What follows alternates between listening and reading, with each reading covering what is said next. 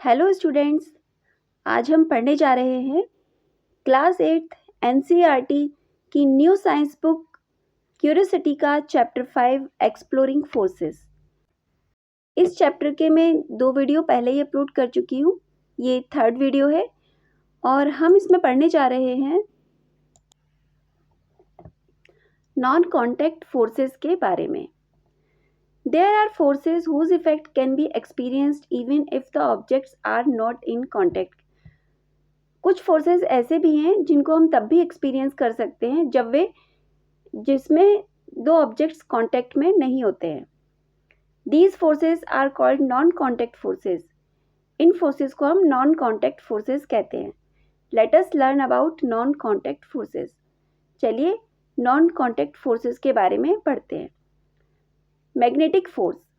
Magnetic force एक non contact force का ही एग्जाम्पल है। Do you remember learning about magnets in the chapter Exploring Magnets in Curiosity Grade 6? क्या आपको याद है कि आपने क्लास 6 में मैग्नेट्स के बारे में पढ़ा था? We learned that a magnet attracts objects made of magnetic materials. हमने ये पढ़ा था कि जो मैग्नेट है वो मैग्नेटिक मटेरियल्स को अट्रैक्ट करती है। When two magnets are brought close to each other, like poles north-north, south-south repel each other, while unlike poles north-south attract each other. जब दो मैग्नेट को पास में लाया जाता है और जब उनके लाइक पोल्स जैसे कि नॉर्थ-नॉर्थ या साउथ-साउथ को एक दूसरे के पास लाया जाता है तो वे एक दूसरे को रिपेल करते हैं, जबकि जो अनलाइक पोल्स है जैसे कि नॉर्थ-साउथ जब इन अनलाइक पोल्स को एक दूसरे के सामने लाया जाता है तो वे एक दूसरे को अट्रैक्ट करते हैं। In an earlier chapter of this book, we also learned about electromagnets which behave like magnets. हम इस बुक के पहले के चैप्टर्स में इलेक्ट्रोमैग्नेट्स के बारे में पढ़ चुके हैं। इलेक्ट्रोमैग्नेट्स भी मैग्नेट्स की तरह ही बिहेव करती हैं। Attraction and repulsion between objects are also a form of push and pull, that is a force. तो ये जो मैग्नेट्स के बीच में अट्रैक्शन और रिपल्शन है वो पुश एंड पुल फोर्स के जैसा ही है। Can you recall that a magnet could exert force on another magnet और a magnetic material without being in contact with it? तो आपको याद होगा कि जो मैग्नेट है वो एक दूसरे पर या फिर किसी मैग्नेटिक मटेरियल पर फोर्स एक्सर्ट करती है बिना एक दूसरे के कॉन्टेक्ट में आए। Let us test. Take 2 ring magnets and a wooden stick. एक वुडन स्टिक और 2 रिंग मैग्नेट्स लीजिए। While holding the stick in a vertical position over a wooden table, insert 1 ring magnet onto the stick. तो जो stick है उसे एक table पर vertical position में रख दीजिए और एक जो रिंग मैग्नेट है इसमें इंसर्ट कर दीजिए। Now insert the second ring magnet above it such that the like poles of the two magnets face each other. अब इसमें जो दूसरी रिंग मैग्नेट है उसको इस तरीके से इसमें इंसर्ट कीजिए। इस रिंग में इस जो वुड है इसमें इस तरीके से इंसर्ट कीजिए जिससे कि इन दोनों मैग्नेट्स के लाइक पोल्स एक दूसरे के सामने हों। Does the second magnet floating above the first magnet? क्या जो दूसरी मैग्नेट है वो पहली मैग्नेट के ऊपर तैरती हुई लगती है? Try pushing the second magnet down gently, do you feel a force on it? जो सेकेंड मैग्नेट है उसे जेंटली नीचे की तरफ पुश कीजिए। क्या आपको कोई फोर्स लगाना पड़ रहा है? Now reverse the poles of both the magnets.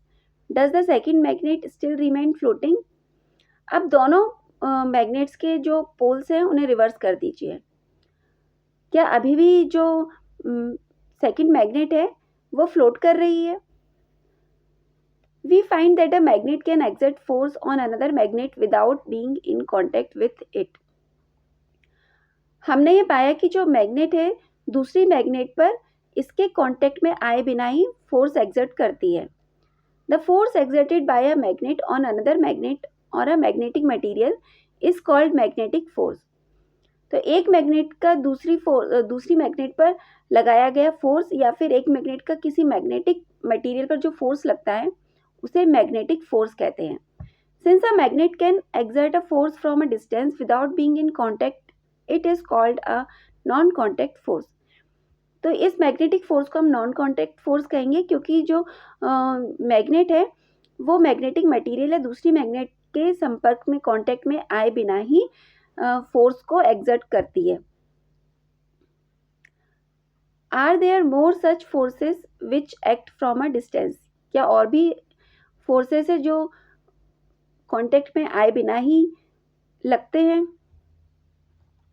Electrostatic force भी एक नॉन कॉन्टैक्ट फोर्स का ही एग्जाम्पल है.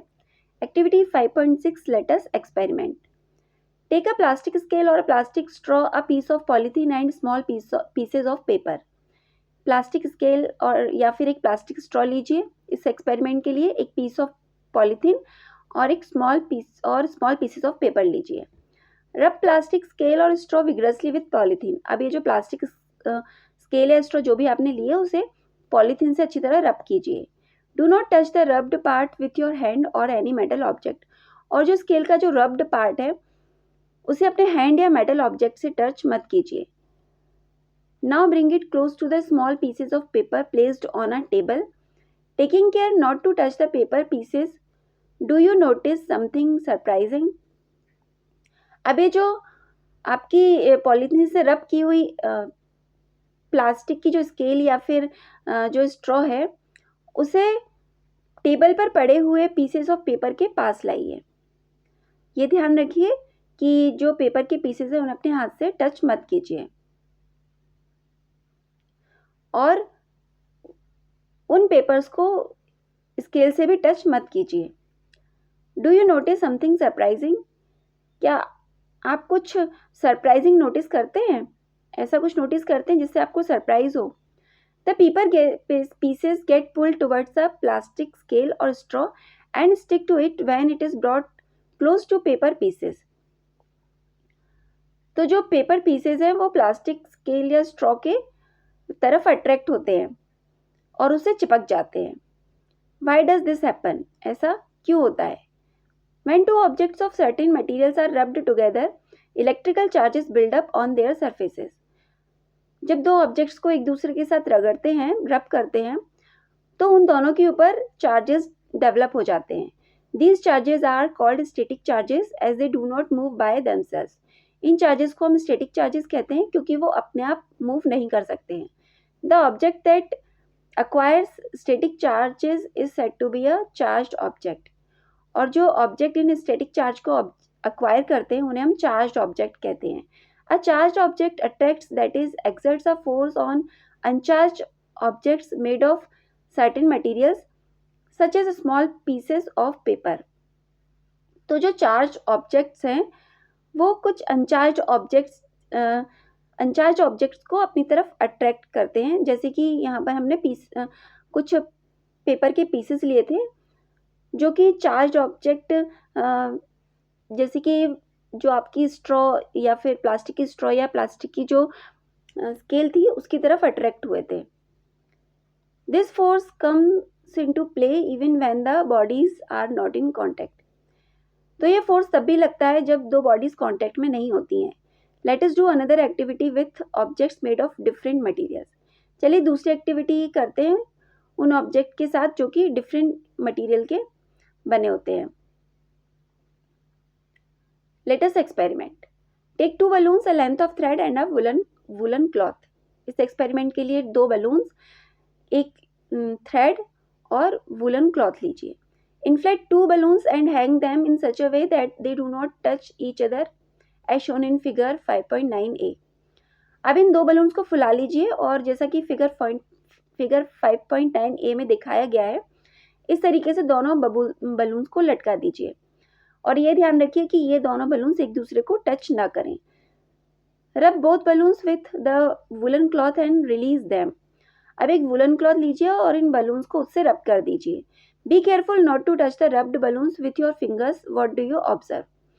इस बात का ध्यान रखिए कि जो रब्ड बलून्स हैं उन्हें अपनी फिंगर से टच मत कीजिए. आप क्या ऑब्जर्व करते हैं?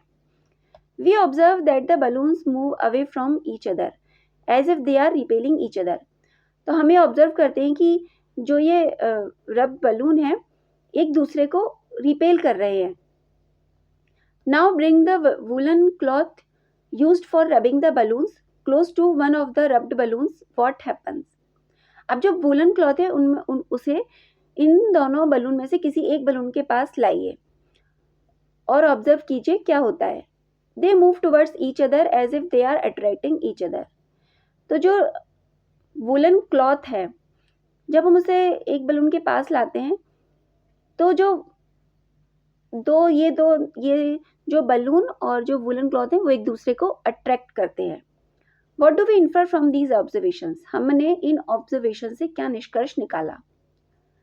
We found that the two similarly charged balloons repel each other, whereas a charged balloon and the woolen cloth attract each other. हमने ये पाया कि जो दो सिमिलरली चार्ज्ड बलून्स हैं वो एक दूसरे को रिपेल करते हैं, जबकि चार्ज्ड बलून और वूलन क्लॉथ एक दूसरे को अट्रैक्ट करते हैं. Does this indicate that the charge on the balloon is of a different kind from the charge on the woolen cloth? तो इसका मतलब ये है कि जो बलून के ऊपर चार्ज है वो वूलन क्लॉथ के चार्ज से डिफरेंट है. Does it mean that there are two kinds of electrical charges? क्या इसका मतलब ये है कि दो टाइप के इलेक्ट्रिकल चार्जेस होते हैं? Since the balloons were charged in the same way we can say that they have acquired similar charges.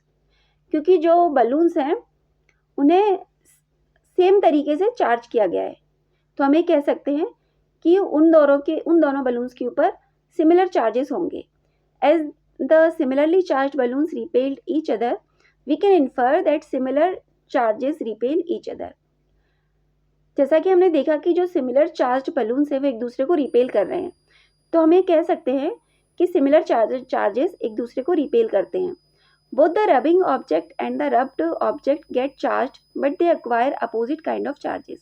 अब जो rubbing object है और जो rubbed object है, यहाँ पर rubbing object है woolen cloth और rubbed object है balloon. तो जब हम rubbing object को rubbed object से rub करते हैं तो दोनों ही rubbing object और rubbed object दोनों ही अपोजिट चार्जेस अक्वायर कर लेते हैं. Their attraction shows that opposite kind of charges attract each other. तो इनके बीच में रब्ड ऑब्जेक्ट और रबिंग ऑब्जेक्ट के बीच में जो अट्रैक्शन है वो ये शो करता है कि इन दोनों के बीच में अपोजिट चार्जेस है. इसका मतलब है अपोजिट चार्जेस एक दूसरे को अट्रैक्ट करते हैं. The two kind of static charges are said to be positive and negative. इन दो प्रकार के चार्जेस को हम पॉजिटिव और निगेटिव चार्जेस कहते हैं. The force exerted by a charged body on another charged body और an uncharged body is called electrostatic force. It is a non contact force. तो चार्ज्ड बॉडी का किसी दूसरी चार्ज्ड बॉडी पर या किसी दूसरी अनचार्ज्ड बॉडी पर लगाया गया फोर्स इलेक्ट्रोस्टैटिक फोर्स कहलाता है और ये नॉन कॉन्टैक्ट फोर्स है. A step further, when the charges move, they constitute an electric current in an electric circuit. जब चार्ज मूव करते हैं तो वो इलेक्ट्रिक सर्किट में इलेक्ट्रिक करंट जनरेट करते हैं. It is the same current which makes a lamp glow और generates अ heating effect और अ मैग्नेटिक इफेक्ट. तो ये वही करंट है जो कि किसी लैम्प को ग्लो करने में या फिर हीटिंग इफेक्ट या मैग्नेटिक इफेक्ट को जनरेट करने में काम आता है. Gravitational force. Let us observe. Take a ball and throw it vertically upwards. Does it come down? एक बॉल लीजिए और ये ऊपर की तरफ इसे थ्रो कीजिए. क्या ये नीचे की तरफ आती है? Now throw it again but this time harder. Does it still fall back down to the ground? अब इस बॉल को फिर से ऊपर की तरफ फेंकिए, लेकिन इस बार थोड़ी और ज़ोर से फेंकिए ऊपर की तरफ. क्या ये फिर भी ग्राउंड पर वापस आती है? Think about different situations around you where any object thrown up in any direction finally falls और comes back to the ground और फ्लोर. तो अब आप अपने आसपास डिफरेंट सिचुएशन के बारे में सोचिए जहाँ पर कोई भी ऑब्जेक्ट जब किसी भी डायरेक्शन में ऊपर की तरफ फेंका जाता है तो वो फाइनली नीचे की तरफ ही आता है. फॉर एग्जाम्पल यहाँ पर ये पर्सन किसी चीज़ को नीचे गिरा रहा है, ऊपर से नीचे की तरफ गिरा रहा है, तो वो वो तो वो ज़मीन पर ही आ रही है। इस पेड़ से जब फल गिरता है तो वो ज़मीन पर ही आता है। ये बच्चा जब यहाँ से जंप कर रहा है तो वो कूदकर नीचे ही आता है। ये बास्केटबॉल में से जब बास्केट में से बास्केटबॉल गिरती है तो वो नीचे की तरफ ही आती है, ना कि ऊपर की तरफ जाती है। जब ये लड़का स्विमिंग के लिए जंप कर रहा है तो जंप करने के बाद वो नीचे ही आता है। Why do all the objects fall towards the earth? जो ऑब्जेक्ट्स हैं वो हमेशा अर्थ की तरफ ही क्यों गिरते हैं? Is there any force which acts on them? What exerts this force? तो क्या ऐसा फोर्स कोई लगता है इन ऑब्जेक्ट्स पर जिससे वो नीचे आ जाते हैं? ये कौन सा फोर्स है? Since all the objects fall towards the earth, it means the earth attracts them. क्योंकि सभी ऑब्जेक्ट्स अर्थ की तरफ गिरते हैं, इसका मतलब है कि अर्थ उन्हें अपनी तरफ खींच रही है। The force with which the earth attracts objects towards itself is called the gravitational force. तो वो फोर्स जिससे अर्थ किसी ऑब्जेक्ट को अपनी तरफ अट्रैक्ट करती है उसे ग्रेविटेशनल फोर्स कहते हैं। The gravitational force exerted by the earth is also called force of gravity और सिंपली ग्रेविटी। तो अर्थ के द्वारा किसी ऑब्जेक्ट पर लगाया गया फोर्स को हम फोर्स ऑफ ग्रेविटी या फिर सिंपली ग्रेविटी भी कहते हैं। Since the gravitational force acts without contact with the object it attracts, it is a non contact force. Gravitational force एक नॉन कॉन्टैक्ट फोर्स है क्योंकि ये ऑब्जेक्ट के कॉन्टैक्ट में आए बिना ही लगता है। Gravitational force is always an attractive force unlike magnetic force और electrostatic force which can either be attractive और रिपल्सिव। ग्रेविटेशनल फोर्स हमेशा अट्रैक्टिव फोर्स है, जबकि जो मैग्नेटिक और इलेक्ट्रोस्टैटिक फोर्स थे वो अट्रैक्टिव और रिपल्सिव दोनों प्रकार के थे। You might have noticed that when an object is dropped from a height it takes a straight vertical path downwards before touching the ground. तो आपने नोटिस किया होगा कि जब किसी ऑब्जेक्ट को नीचे की तरफ गिराया जाता है, ऊपर से नीचे की तरफ गिराया जाता है, तब ये स्ट्रेट वर्टिकल पाथ को फॉलो करता है जमीन पर आने से पहले। When an object is thrown vertically upwards, the object moves up straight, slows down, stops momentarily at the top, and then takes a straight vertical path downwards. जब किसी ऑब्जेक्ट को ऊपर की तरफ थ्रो किया जाता है, फेंका जाता है, तो जो ऑब्जेक्ट है वो ऊपर की तरफ सीधी डायरेक्शन में, स्ट्रेट डायरेक्शन में जाता है, स्ट्रेट ऊपर की तरफ जाता है। फिर इसकी जो स्पीड है वो धीमी होती जाती है और ऊपर जाकर एक पॉइंट पर रुक जाता है। फिर वहाँ से टॉप से ये नीचे गिरना स्टार्ट करता है और जब ये नीचे गिरता है तो फिर वर्टिकल पाथ पर ही नीचे, स्ट्रेट वर्टिकल पाथ पर ही नीचे गिरता है। While going up, the speed of the object goes on decreasing till the object comes to a stop. Its direction of motion changes and while coming down, the speed goes on increasing. जब object ऊपर की तरफ जाता है तो इसकी speed धीरे धीरे कम होती जाती है और जब ऊपर जाकर जब ये रुक जाता है उसके बाद ये नीचे गिरना स्टार्ट होता है। जब ये नीचे गिरना स्टार्ट होता है तो इसकी जो स्पीड है वो धीरे धीरे बढ़ती जाती है। We say that the object undergoes a vertical motion when it moves in a vertical direction under the influence of the gravitational force. तो हम ये कह सकते हैं कि जो ऑब्जेक्ट है जिसे हमने ऊपर की तरफ फेंका था वो वर्टिकल मोशन को फॉलो करता है